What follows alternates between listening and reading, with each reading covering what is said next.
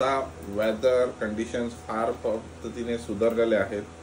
जे cold water आणि cold winter season चालू आहे. आता जानेवारी 8 तारीखपासून बरंचसं पाणी वॉर्म कंडिशन्समध्ये येत आहे. तर त्याच्या कारणाने रिझल्ट्स पण चालू झालेले आहेत. बारामुंडीचे स्ट्राईकअप, रेड स्नॅपरचे स्ट्राईकअप, तसेच मँग्रो जॅकचे स्ट्राईकअप चालू आहेत. आणि तसंच मित्रांनो, आमच्याकडे नवीन आलेले प्रोडक्ट तुम्हाला दाखवतोय.